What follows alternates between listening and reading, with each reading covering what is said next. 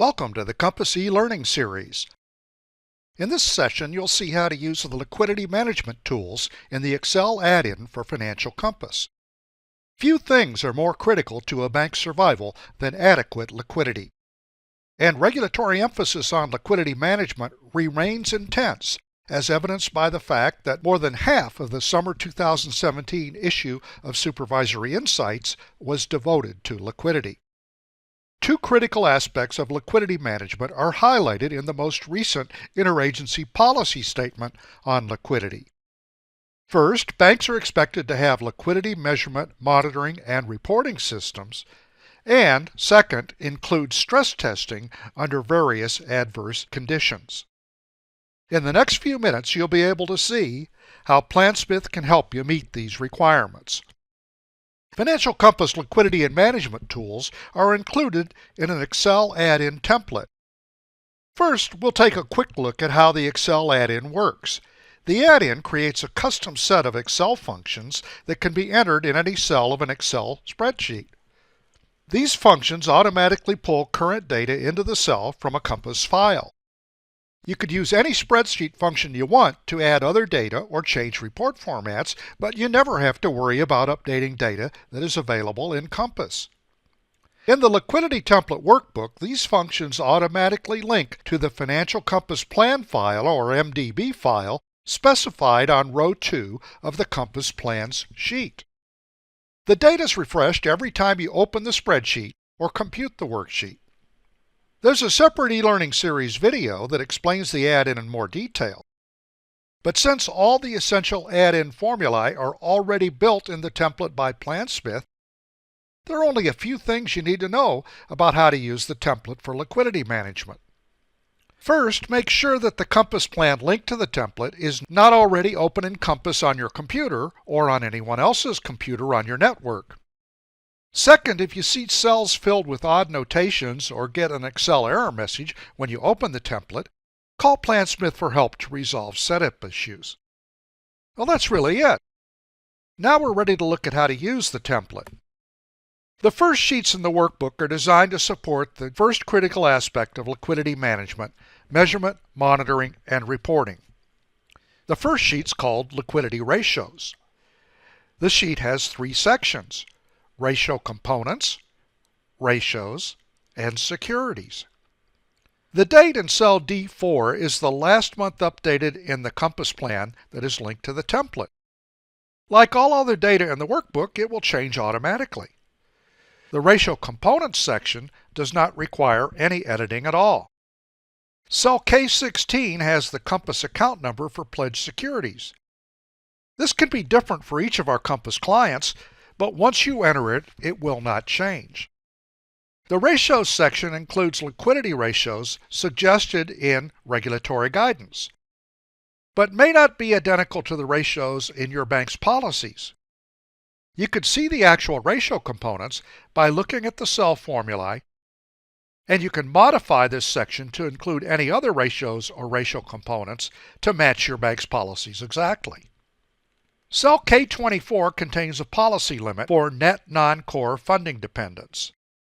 Modify this limit to agree with your bank's current policy, or enter 0 if you do not have a policy limit on this ratio. Notice when I change the limit to 1%, the sample bank's current ratio of 1.01 turns red, indicating a policy violation. PlanSmith staff can assist you in adding policy limits and automatic color changes to any of these other ratios that are included in your institution's policies. There are no set regulatory requirements for specific limits or limit amounts, so this could be unique for each bank. Some institutions use column G, H, or I to add notes to indicate things like board approval dates, explanations, or action plans to correct issues with ratios out of policy. You may need to adjust the Excel column widths or print settings to include these notations. The final section of the ratio sheet shows the breakdown of your institution's securities portfolio. This section should not require any changes. The next sheet in the workbook is Funds Flow Analysis. It covers the past 8 quarters. This page starts with a recap of quarterly earning asset and funding levels, as well as the change in the most recent quarter. These changes are also shown in a sources and uses table, and this is followed by 3 trend charts, one comparing wholesale funding to loans, one showing the types of wholesale funding, and one showing the wholesale funding percentage to earning assets. Again, nothing on this page requires any editing. The next tab shows a funding concentration analysis. These are charts that show the proportions by category of securities, loans, and deposits. And there's also a chart showing the trend in net Fed funds levels. Cells O23 through Q33 contain a table to specify the Compass account numbers for non-accrual loans. This table doesn't show up in the printed reports, but it's necessary because each institution may have unique account numbers for non-accruals, and those should be included here to properly classify those loans in our template. Once this table's set up, it only requires editing should the institution change the way that non-accruals are handled in Compass. Now that we've looked at the measurement and monitoring tools, let's move on to stress testing. We'll do a quick walk around of the process for creating the multiple levels of stress recommended by examiners. Modeling cash flows in compliance with the most recent statement of policy on liquidity is a 3-step process.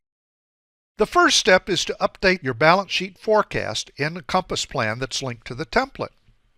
Close the liquidity template and any other Excel workbook using the add-in tied to the Compass plan linked to the liquidity template.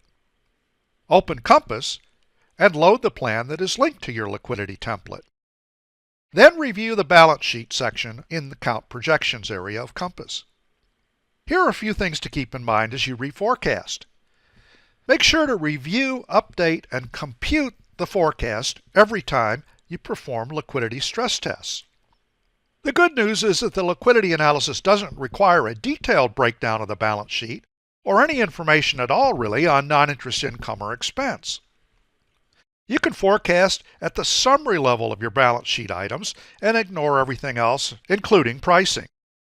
Liquidity scenarios only extend for 1 or possibly 2 years into the future, so you'll just need to review the next 12 or 24 months. But that's 12 or 24 months from the current month, so the period of your forecast actually extends every time you update your liquidity template. Keep in mind that the purpose of this projection is to test your bank's liquidity, so a conservative forecast is better. For liquidity purposes, conservative means that asset levels should be on the high side and liability or funding levels should be on the low side of what you expect, but not two extremes. Before moving on to the stress scenarios, be sure to check the Fed Funds tab. Compass balances to Fed Funds. The system adjusts these totals every time you change projections in any other account in the system. And it's easy to lose track of the total impact unless you check it once in a while. Liquidity scenarios do require a deduction for pledged securities. This is an off-balance sheet item. There should already be an account set up in Compass, and it's at the very bottom of the Compass chart of accounts, all the way past non-interest income and non-interest expense. Be sure to update your forecast of pledged securities in Compass before you continue. If you do that, the template will automatically import those amounts. Once you're satisfied with your projected balance sheet, it's time to compute and save the plan. Exit Compass and reopen the liquidity template in Excel. As you open the workbook, everything from Compass will be updated, including the projected sources and uses page. Now, nothing on this page requires editing, but you might want to review it. It's a great second check on the accuracy of your projections. Now we're ready for the second step in our stress test process to update our stress scenarios. The liquidity template initially includes just one scenario, and it's called Cumulative Cash Flow Model. We'll use that sheet as our expected liquidity scenario. The first section of the sheet shows the Compass plan forecast, or the cash flow that results from changes in the amounts of your balance sheet categories during each month. For example, if an asset like loans in our sample bank gets smaller, then that's a source of funds and should be shown as a positive number. If an asset increases, like securities in our sample bank, then that's a use of funds and it will be shown as a negative number. On the other hand, when a liability declines, for example time deposits, That uses funds and is shown as a negative number. But when a liability increases, it provides additional funds, and so it's a positive number. The template includes formulas to pull monthly changes in loans, securities, time deposits, borrowings, and non-maturity deposits directly from your Compass projections. These are usually the items that impact liquidity the most. But there may be other types of operating cash flows that should be considered as well. Any blue area in the template form indicates that your institution may need to add additional information or data. Liquidity measurement need not include every dollar of change, but significant sources and uses of cash other than loans, securities, and deposits should be added to this area. Let's look at some of the possibilities. Net income plus depreciation. If your expected income is much higher than the usual 1% average assets, it could be considered large enough to impact liquidity and therefore should be added as a positive line item in this blue area. Dividends. If you include the income, you should also include projected dividends, as those are paid from the income and reduce the cash flow. Fixed assets. If your institution plans to invest significantly more than depreciation in buildings, equipment, or technology, then the amounts that you expect to spend should be added as a negative line item. Other real estate owned. If you expect significant proceeds from the sale of other real estate, then add those amounts to this section. Anything else? Let's face it, if it involves a lot of cash, then it should be added to the section. The next section of the report is stress events. PlanSmith recommends that your first liquidity scenario be based strictly on what you expect without any surprises. So by definition, there are no stress events in that first scenario. The next section of the report is called Primary Funding Source Analysis. It's actually the total of the bank's primary liquidity. Primary liquidity is defined as on-balance sheet liquid assets. That includes cash due from banks, net Fed funds, and securities, less securities pledged. The examiner preferred method of liquidity stress measurement is to start with liquid assets that existed at the most recent statement date and adjust that amount by projected cash flow requirements in future months. So the amounts of the first column come straight from the Compass month-end balances for the last actual month in your plan. The projected amounts of both securities and pledged securities are imported from Compass projections, so be sure to review these amounts as you revise your forecast in Compass. Let's look at how the primary liquidity total is determined for each month. Ending primary funding is the total of the funding surplus, or requirement if it's a negative number, for that month. This is added to the change in securities available for funding during the month, and the beginning primary funding carried over from the prior month.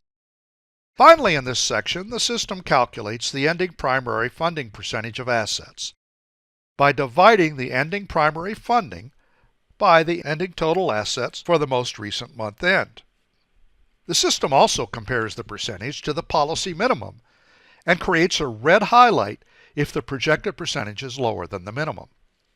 The final section of the report is called Secondary Source Analysis. It details off-balance sheet sources of funding that are also referred to as secondary funding. Our sample bank lists several common types of secondary funding, but there are many other possibilities.